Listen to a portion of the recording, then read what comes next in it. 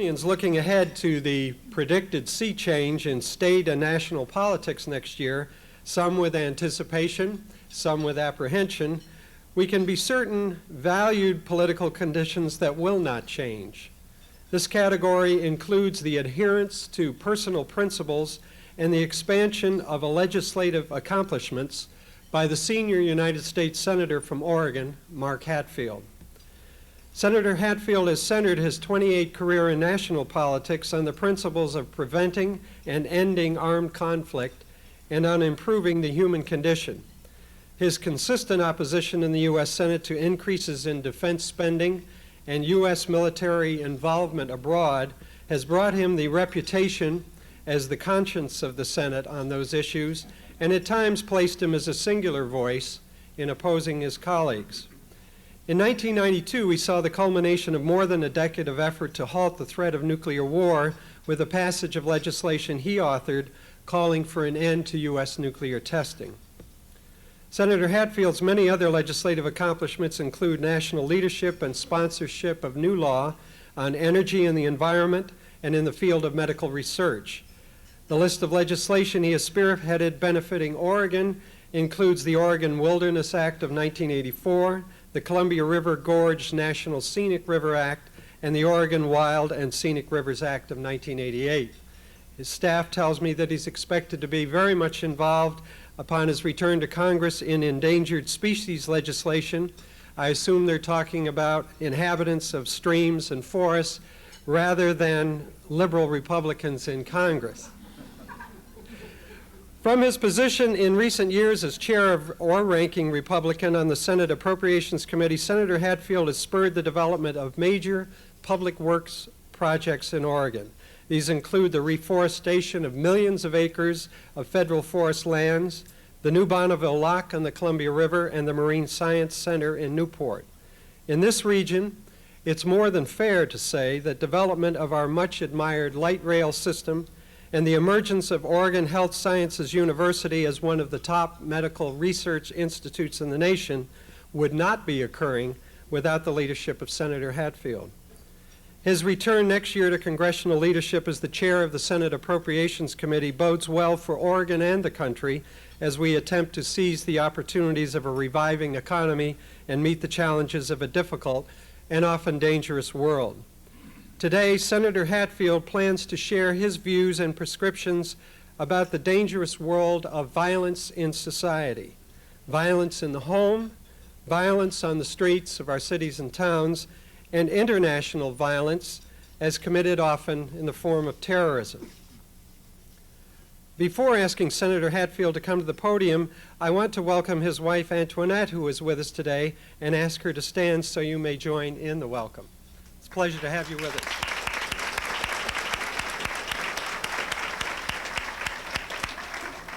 And now please join me in welcoming back to the Portland City Club Senator Mark Hatfield. Thank you. Thank you.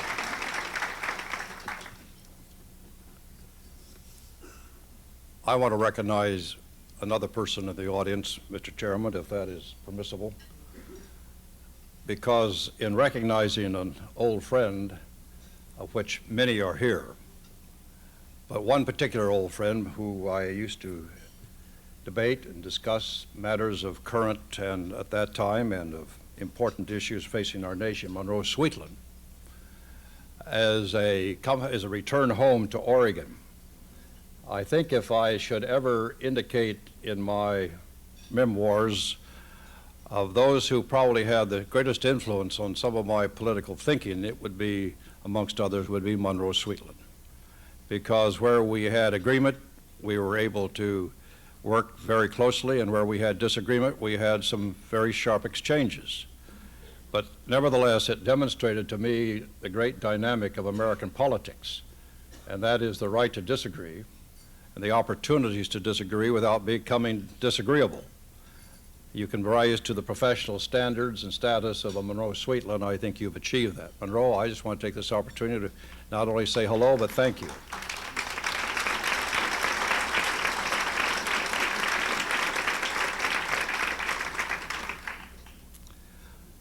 I'm in one of those situations where the programs announce one topic and I have another subject.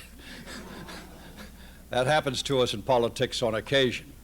But nevertheless, it's generic to the focus that I want to share with you today in terms of violence and the official policies of our government that are so violently ridden and spreading and proliferating violence throughout the world. First of all, let me indicate through an experience a number of months ago in which I spent a day looking at violence in our community of Portland and the environs, visiting a shelter for abused women and talking to a number of those women in that shelter, going from there to a school in which there was a special class for abused children coming out of the homes throughout our city, going from there to a medical center where the victims of abuse have been treated, and realizing that perhaps even in our medical educational profession, not only have we not focused enough on how to identify abuse in the doctor's clinic, but oftentimes what to do with that information once you have made that observation. And then going to another center where the legal aspects of abuse, the juvenile court people, the district attorney, and the judges handling cases of abuse that reach that level of action. The thing that struck me is that we're undergirded in all these activities by a very strong advocate group, well organized, well led, very intelligent, very, very outstanding group of people. And at the end of that day, I came to realize that perhaps with all of these parts of our community dealing with the violence in their respective areas, there is little strategy that I could sense of an overall community approach to the subject of violence. And so in the crime bill, I introduced an amendment which would create a demonstration fund to encourage cities across this nation to mobilize the churches, the schools, the business community, the professional community, all aspects of our community, to have a common strategy on attacking violence in all of its manifestations. And I think that certainly would be my recommendation to the City Club as you undertake the violence that you are specializing in matters relating to shelters. But I would think that working with a very outstanding city council and local leadership from a governmental point of view, with the input of a City Club study, that perhaps we could develop what I would call a community strategy to deal with violence. There are other parts of this whole effort to deal with violence. We had an $800,000 grant I earmarked for Portland, for what we call here in Portland the Gang Resistance Education and Training Act. Great for the acronym.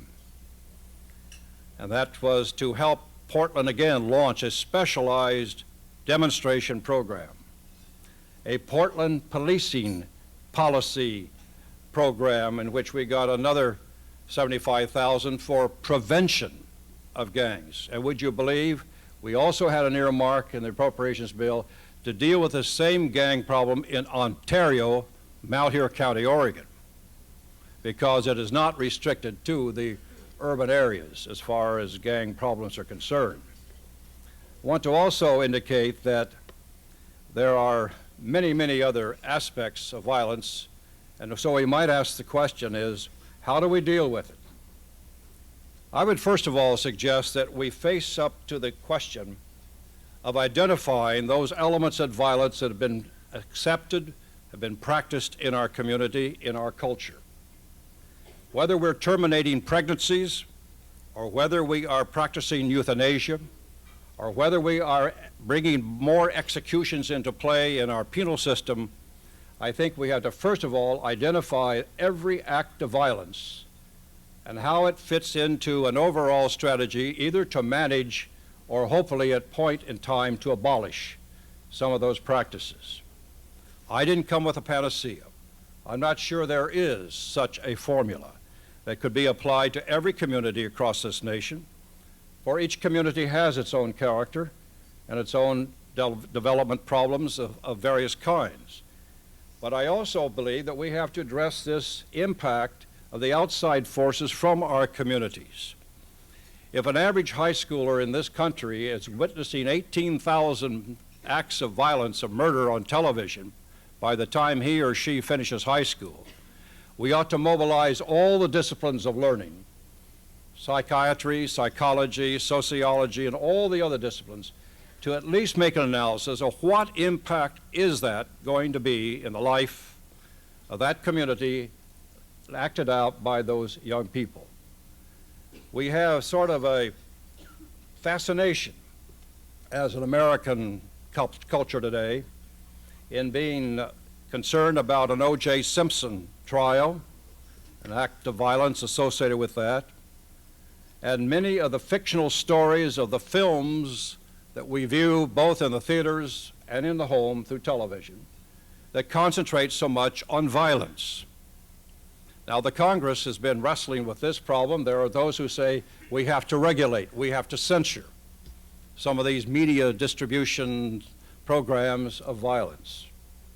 I'm not so sure that that's the answer, but I do think we have to address that in an attitude of study, bringing to bear our intellect and the resources of our intellectualism.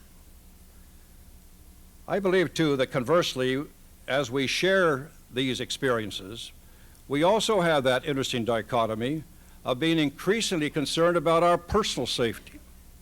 If you look at the commercials today we have on television, increasingly they are portraying safety devices for the home, safety devices for the automobile, safety devices in the person and on the person maybe walking our streets. So here we are with this, to me, kind of a peculiar fascination with violence as evidenced in our entertainment and in many of our cultural activities and practices. At the same time, we are aware of how politicians will exploit this fear, the personal fear that people have about violence. How do we sort out these mixed signals? And what do we do with it once we have an analysis? I believe the first step, as I say, is to understand what is happening in our nation today. My analysis, of course, is not a bright one. I believe we are in a period when we should be at peace, and yet we are at war within our borders and providing the means of war outside our borders. At the very time when we are working so hard to reduce crime and domestic violence within our communities, we are pushing other nations to purchase or to take for free some of our most sophisticated lethal weapons of violence. And I believe there's a linkage for what our government has as priority in its policies, actions, and what is happening in the communities. The wreckage of our failure to curb the arms trade is measured in deaths.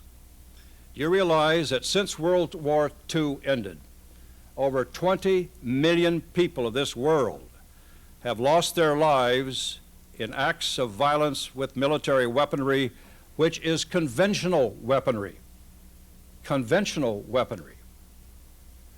And when we look at that, we realize then that we are still a world at war, with over 20 wars being fought between nations and as civil wars within nations as we sit here today. 20 wars counted. And what is the United States' response to this tragedy? Since the fall of the Soviet Union, the United States has emerged as the premier arms peddler of the world, proliferating violence with every act of peddling arms.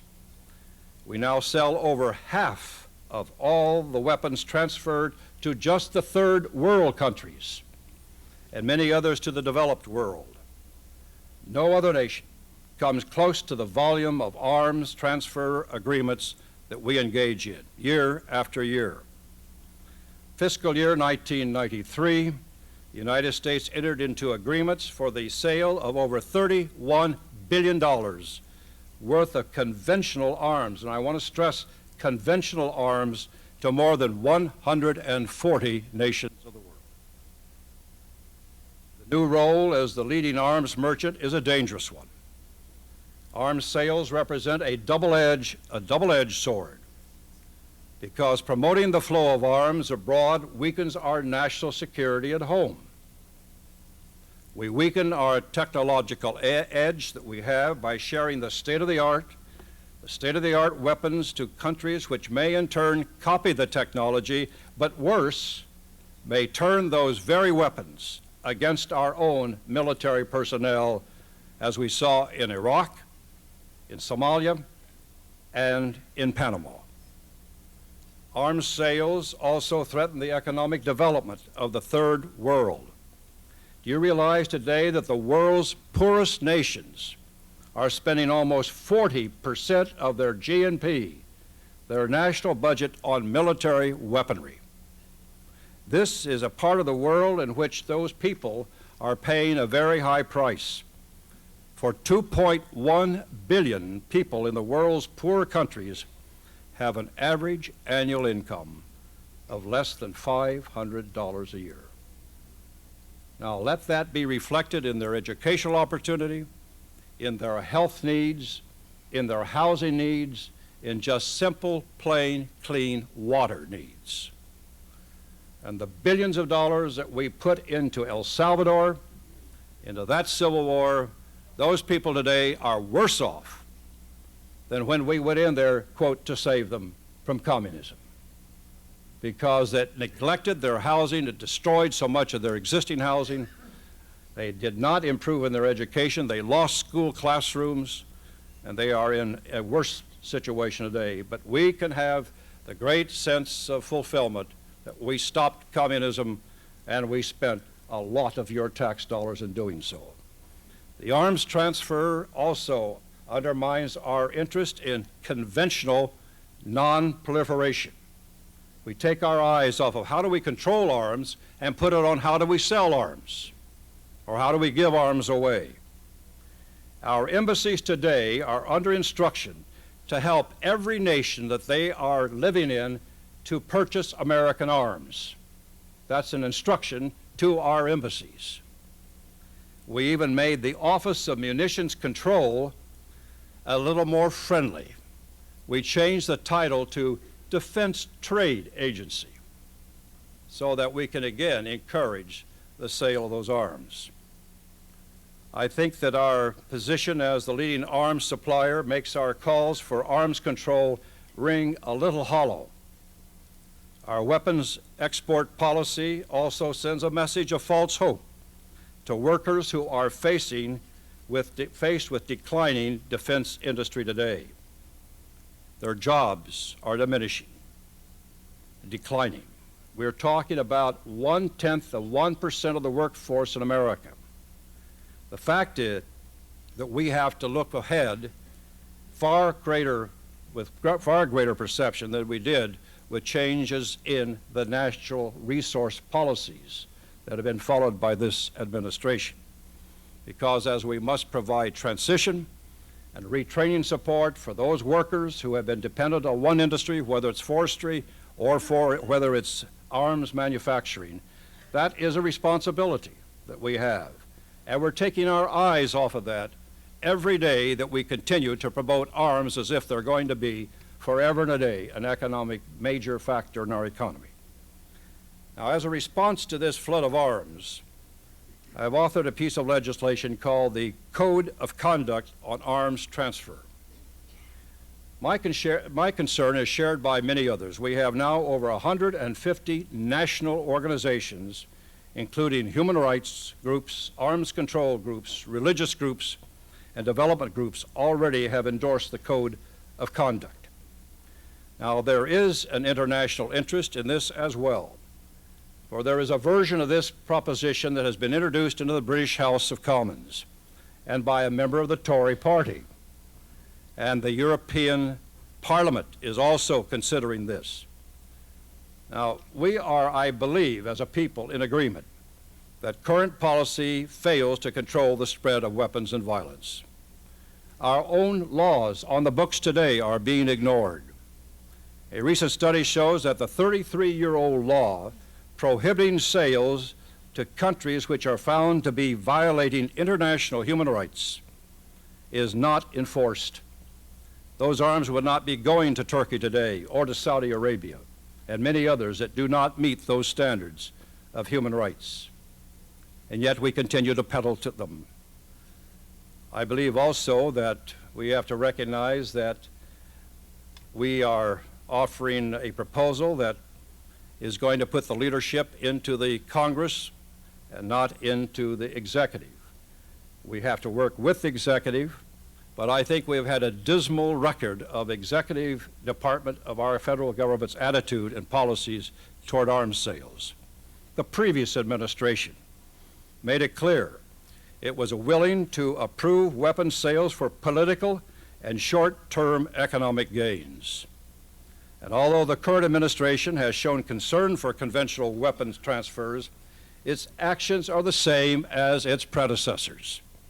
Rather than seek global agreements which curb the ability to conduct war, the President has announced that he will increase our own defense spending by $25 billion over the next 6 years.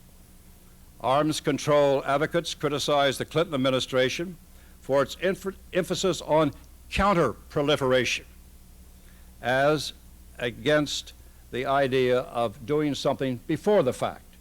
Let them acquire the arms, and then let's discuss the possibility of treaties when it gets to a mutually assured destruction level. Counter-proliferation is after the horse has left the barn.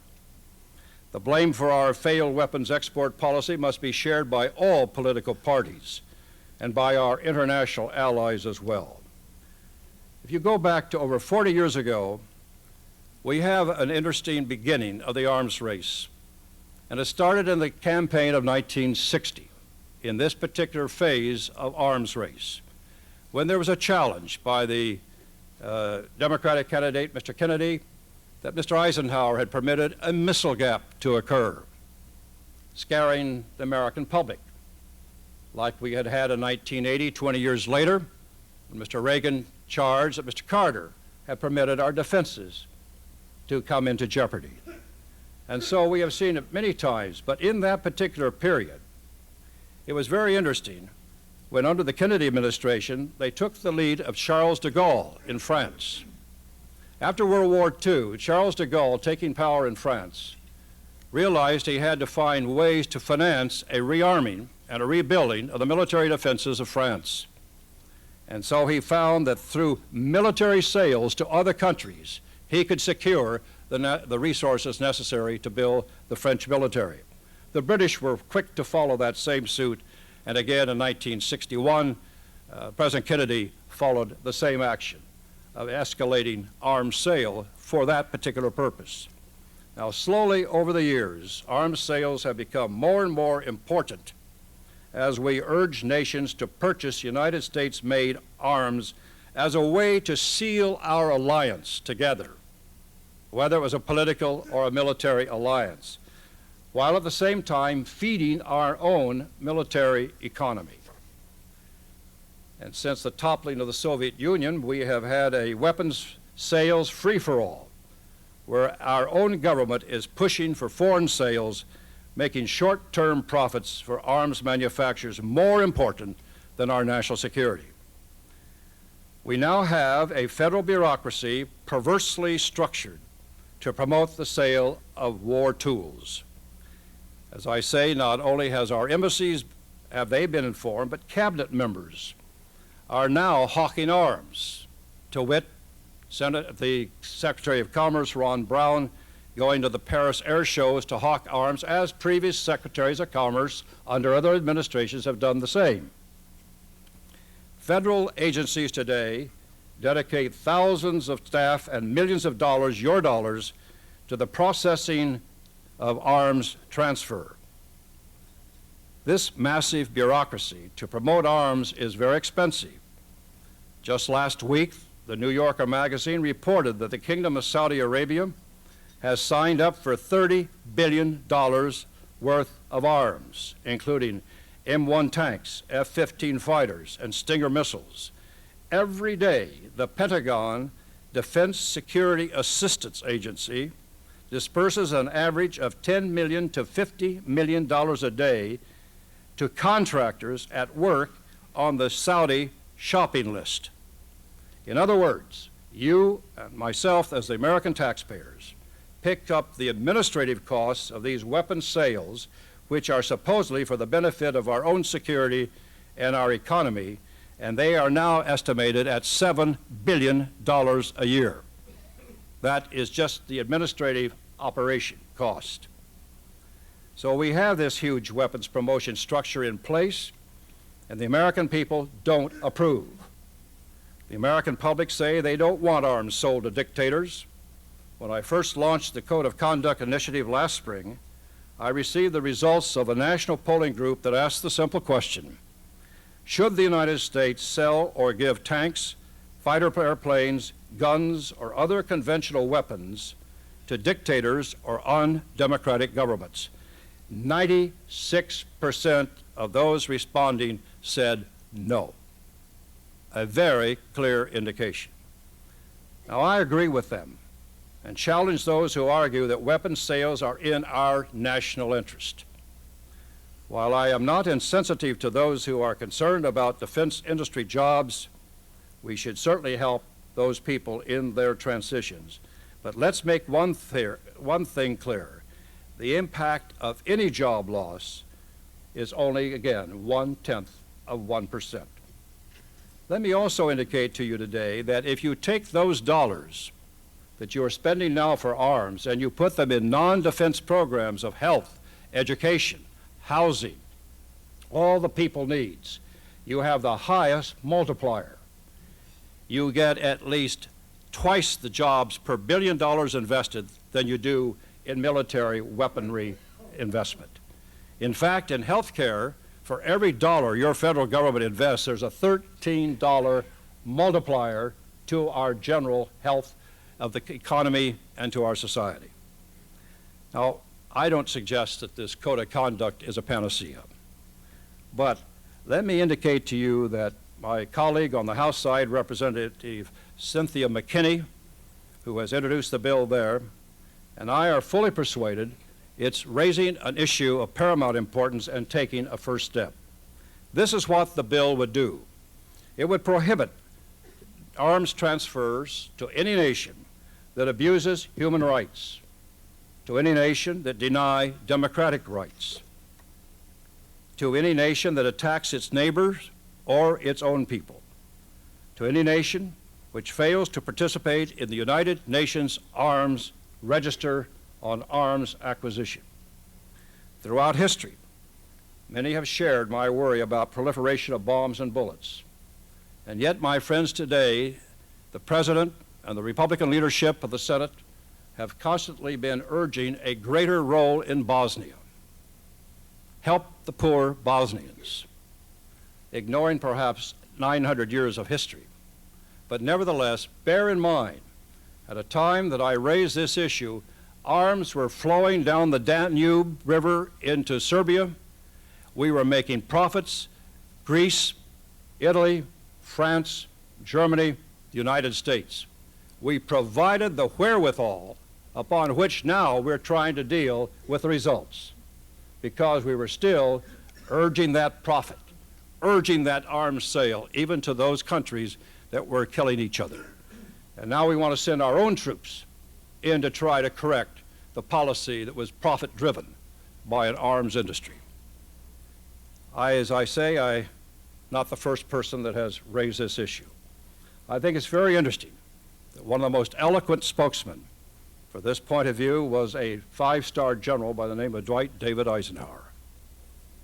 And he framed the issue best in a statement made 40 years ago when he said, "Every gun that is made, every warship that is launched, every rocket that is fired signifies in the final sense a theft from those who hunger and are not fed, those who are cold and not clothed. The world in arms is not spending money alone. It is spending the sweat of its laborers, the genius of its scientists, the houses of its children." And if this new Republican-controlled Congress is truly to respond to violence throughout our nation. I do not believe that merely throwing more money at the issue of crime or building more jails and raising the opportunities for executions is going to solve it, nor will it be solved unless we see the linkage between selling of arms to a world abroad and trying to combat violence at home. Thank you.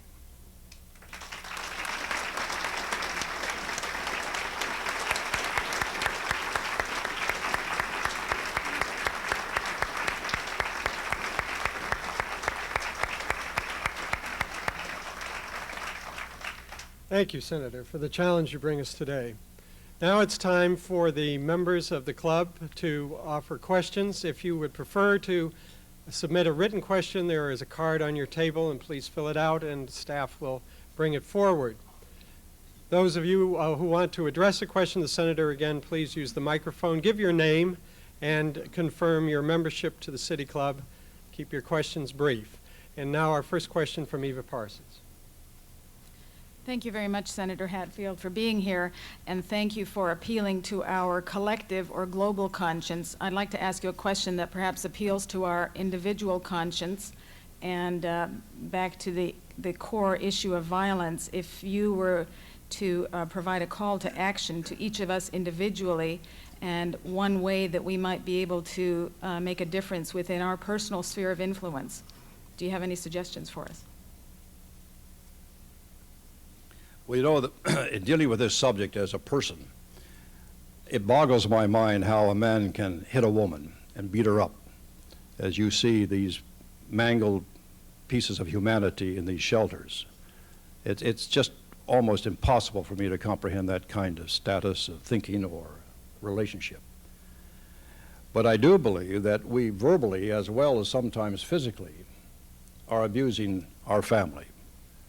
And I think it has to start there in the personal relationships. If we're not willing to practice a civility and a common decency within our business associations as well as within our professional and our family relationships, I believe that's where it all begins. I think in starting at that point, you see what we're building up is a demonstration that there is a better way. There is a better way than to physically or verbally abuse an adversary or someone with whom you disagree for the moment, or as whatever it may be.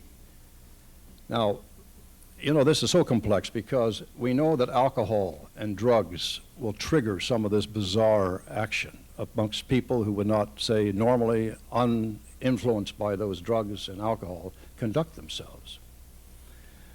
Then I think also we have to start with a value base. This is not something government can legislate. Government cannot legislate values, in my view, as a code of conduct. That has to spring from within the hearts and the minds of the citizens, as John Adams once observed. And I think, therefore, we've got to find that standard of values that at least provide for that respect for other people, respect for human life, and respect for our natural life. In other words, there's violence demonstrated every day in the whole environment in which we live. So it's all pervasive. It's not just a political problem, not just a social or not just an economic problem. It's an environmental problem as we conduct violence against our own creation. So I just think it's one of those things that has to start with introspection. It's not something I can hold up here on a card and say, thou shalt this, this, this, and this. It has to start from the introspection of who you are and how secure you are in your own life and how you're willing to live with company with others in a peaceful, in a peaceful and a very compassionate, loving way. I wish we could introduce a bill for that. It's just like those who think we can teach people to pray by introducing a bill and demanding it in our classrooms. I don't agree with that either. I just think this is one of those things that has to be out of it's the ultimate power of a civilization, and it's the ultimate value of a civilization. And we've seen through many civilizations that was a very driving force of our revolution. That was a driving force of our revolution, when the American colonists coveted one with the other to a higher set of values that they were willing to live and die. Now, how do you get that created again. We had a renaissance in the 1830s. We had a renaissance again that led to the abolition of slavery because people were moved on a moral basis to take actions and create a public policy from individuals rather than waiting for it to be prescribed in Washington. And that's why everybody's involved in this. Nobody can escape. Brad Stanford, next question. Brad Stanford, City Club member. Senator, what's your opinion of Mr. Gingrich's orphanage plan? Speaking of violence, is this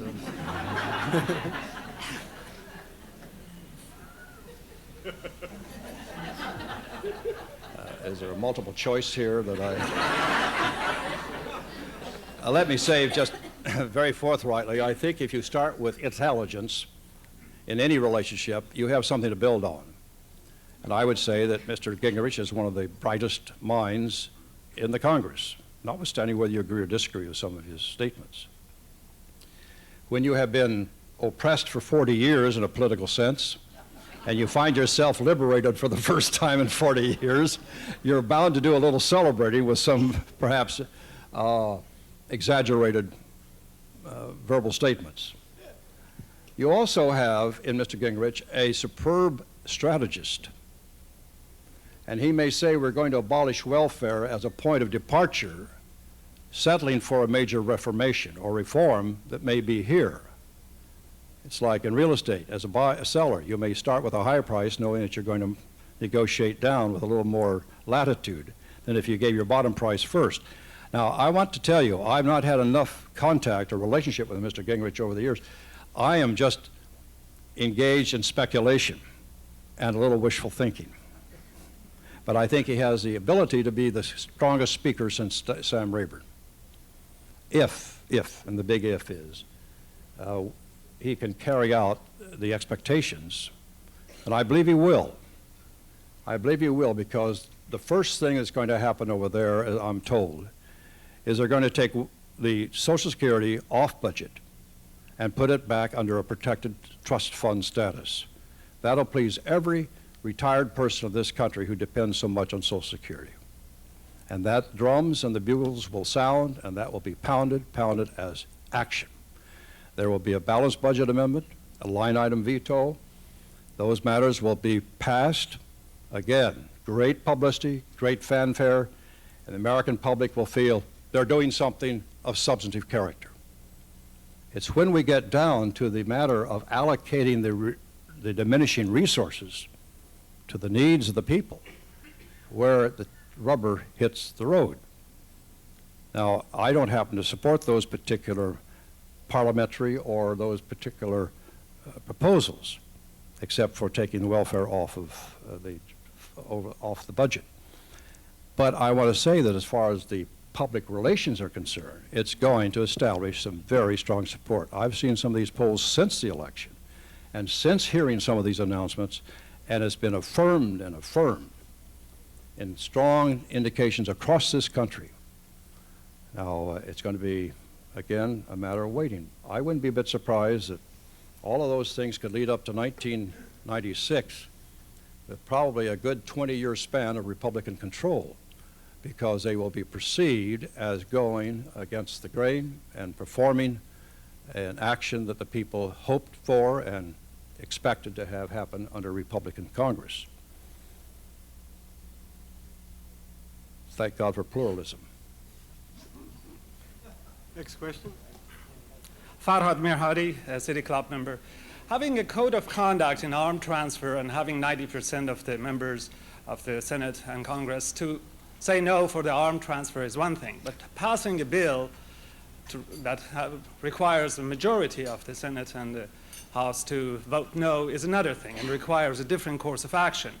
Now there is again a big hype about that we are not prepared, and there is now this soundbite of increasing the defense budget.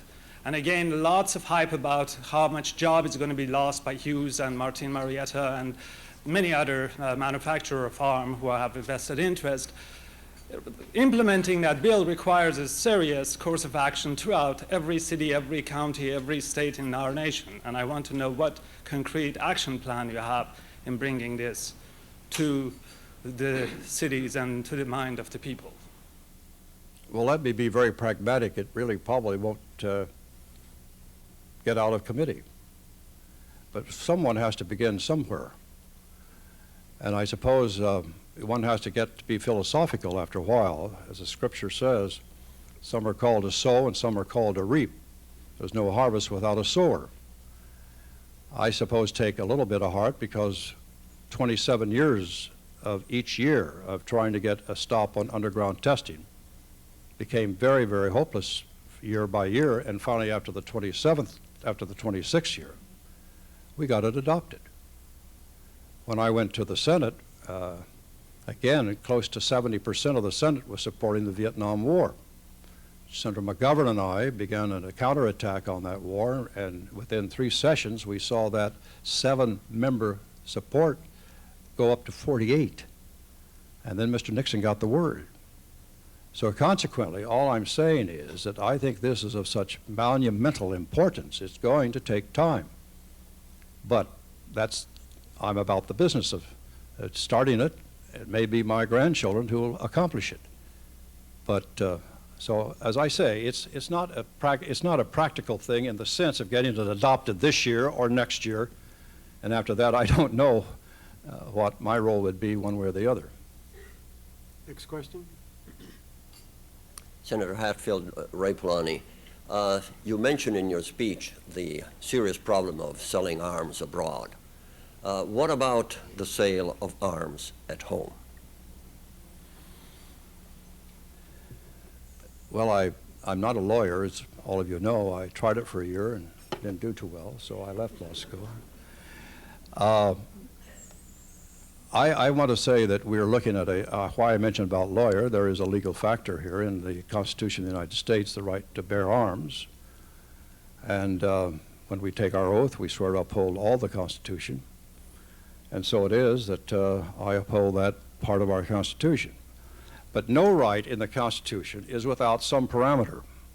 The famous one, you can't stand here in this audience and shout fire and say, you know, that's free speech. So I believe that a machine gun and a bazooka and a rocket, which I voted to outlaw when I first went to the Senate and got a very strong 3-day lecture from one of the great constitutional lawyers, one of the great senators of all time, United States Senate, of how wrong I was, Wayne Morse. I recognize that there are some very honest differences of opinion on how much you can control. He said it's a slippery slope when you begin to eliminate certain ones. I voted to outlaw the Saturday night special. I am a co-sponsor of the Brady bill on handguns. I don't think any of that has violated the basic constitutional right to bear arms. So it's a question of how far you draw the parameters or how tightly you draw the parameters. And I think, again, that with the police associations of this country are out there on the firing line, literally, saying that this would be very important to adopt the Brady bill for our lives and for the people we seek to protect, that's pretty good evidence for me. I don't think we're ever going to abolish all weapons. And by the same token, let's remember, too, there's no simple panacea. You can abolish all the sale of weapons, and you can make a deadly weapon very quickly, if that's your intent. But I think the proliferation of arms at home creates the greater opportunities as in the proliferations of arms abroad. Senator Bob Shoemaker, member. Hi. I hope you'll permit me to veer from violence and on to health care, but since we've got you here, could you give us some insight into what we might expect from the Congress regarding health care and an exemption from ERISA and tax deductibility of health insurance premiums, and what role that you might be playing in that, because I do understand that you will be playing one? Health care. The Clinton administration made a proposal that was the Mitchell bill in the Senate. There were 2 proposals as variations on the Clinton administration's proposal in the House. There was little consensus developed amongst the Democrats. The Republicans had 3-year task force that I worked on with Senator Chafee heading that task force up from Rhode Island. And each of those efforts, and then the third effort, the mainstream coalition that I worked with in the closing days of the session, each of those efforts were trying to write a prescription, a national prescription on health care reform. A prescription that not only addressed the insurance reform needs, perhaps some tort reform, but also on delivery and on benefits. Let me stand here and say to you today, having seen that effort, I'm convinced that will never happen. You cannot draw one single prescription that applies across this nation with all of the activity that's going on now in health care. Oregon is one of 6 states that has a comprehensive health care program, Oregon style. It does not have single payer. Washington State has single payer in their plan. My view is best epitomized by Senator Robert Graham of Florida. And I got together as 2 former governors, and we introduced our proposal. Our proposal has 5 points, very simple points. Number 1, there should be insurance reform. And we should develop that kind of reform out of the existing state agencies, let those on the firing line again come up, bubble up from where the people are, where people can have input. Secondly, flexibility for the states, including waivers. We're trying to work on the ERISA waiver for Oregon, but this would in effect blanket in at least those 6 states. We only need to blanket in 5 of them to get the waivers and the flexibilities for the states to go out there. Thirdly, we believe in a focus on public health, where we have special problems within rural health, migratory labor health, and so forth, and with monies available to help the states establish again their creative ideas. Fourth point would be on the matter of a very major commitment to health research. I need not tell you the ultimate cost containment is cure or better treatment. Unfortunately, we have leveled out on investment in health research. We have almost 5,000 orphan diseases today that don't even have a register. They don't even know where the people are. They don't even have a research program going for that disease. We had a case in Fanconi anemia with our friend David Frohnmeyer's family. No register. I added a line item. We have a register. We now have 2 research projects. That's not the system that should be, just because I happen to know David Frohnmeyer. But that's the way that's working. So we have to address that through elevation of money for health research. Fifthly, $1 on tobacco to fund the whole proposition. We can get $65 billion in the first 5 years. And then at the end of that 5 years, let's take all that track record. Let's distill, evaluate those experiences, find what works and what doesn't work, and then identify the federal role. And that's building from the people up rather than trying to write a prescription up here and impose it across a great range of variability. Yes.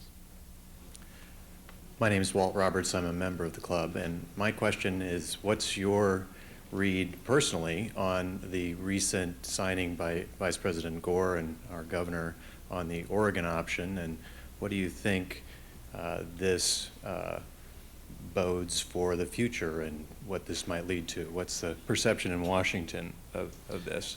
We have to do much more broadcasting in Washington of what the Oregon option truly is. We were able to do a little bit of that when the president offered his Goals 2000 for education. And I was able to add another goal, and that's EdFlex, we call it, educational flexibility. Let's lift all of the rules and all of the regulations at the federal level if the state will do the same. By the way, in the field of education, there are more regulations at the state level than at the federal level because we only fund about 6% of that cost. Lift those except civil rights and safety and health. And let the states be agreed to certain goals that they expect to accomplish. And then measure in a benchmark fashion, as Oregon has set forth, how much they have achieved in those goals.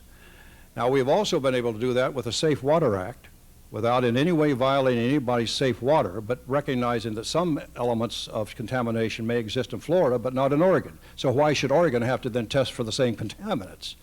And especially on these local schools, or these local districts that are so strapped for financially anyway. We adopted it also in the Empowerment, Community Empowerment Act.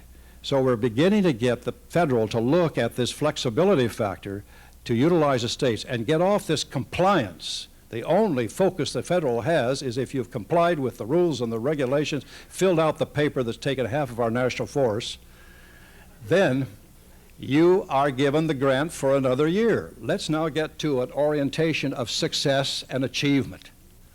And I think that is a very powerful thing, and I commend the Vice President. Let me tell you, the leadership of that was the governor of this state, Barbara Roberts, the mayor of this city, Vera Katz, and the county commissioner, Bev Stein.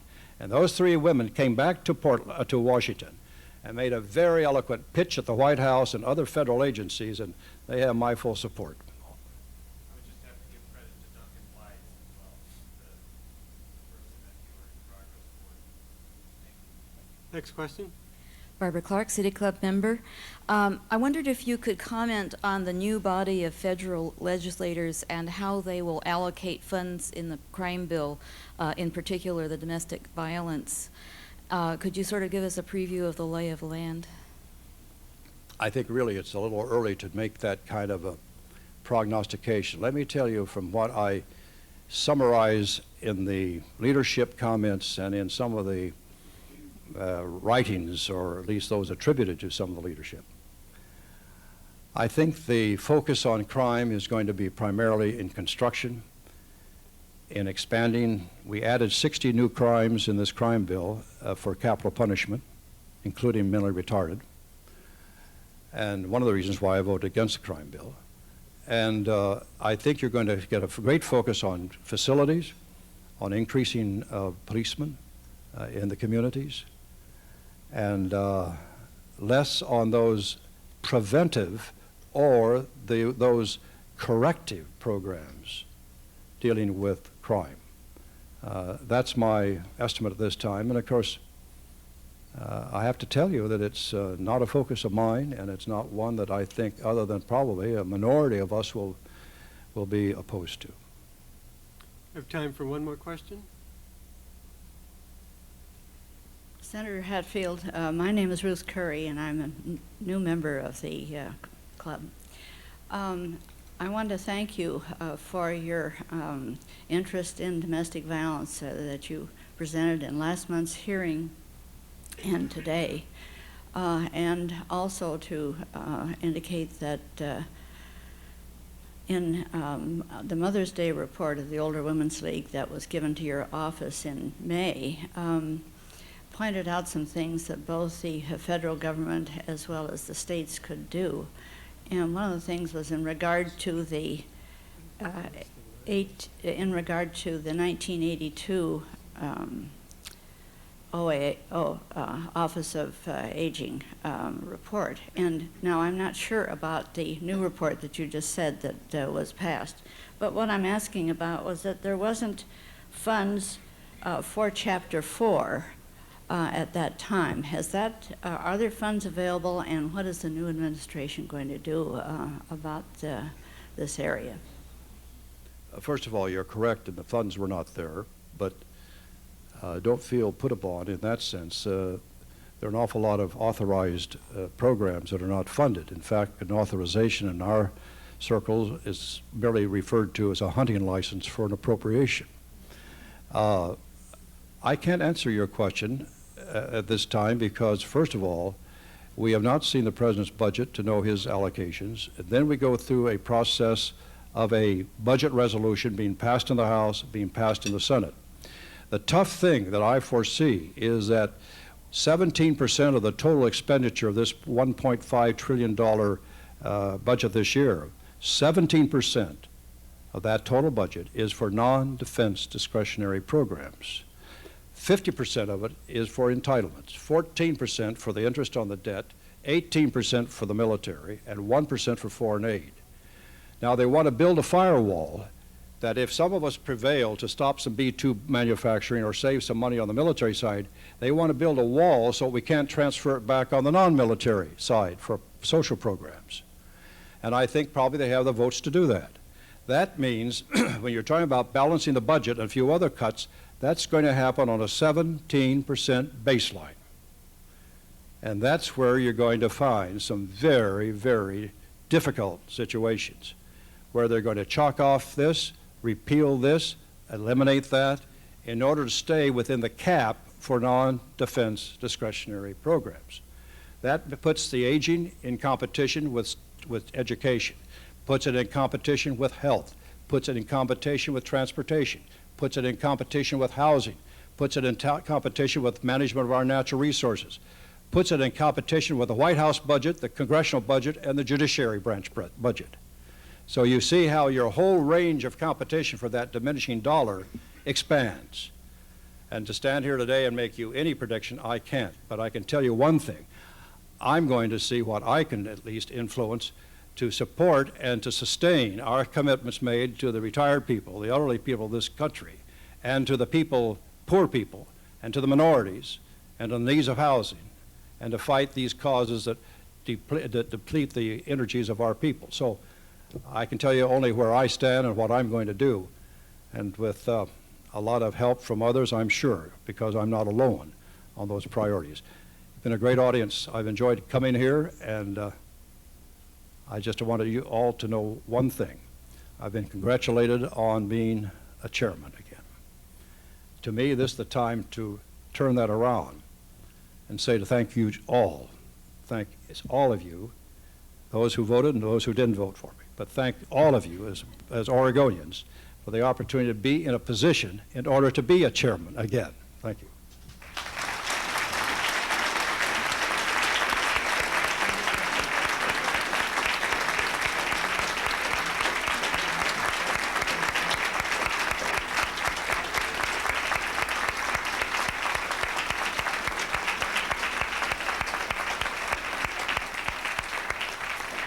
Senator, it's been a great pleasure to have you with us today. Thank you very much. We're adjourned.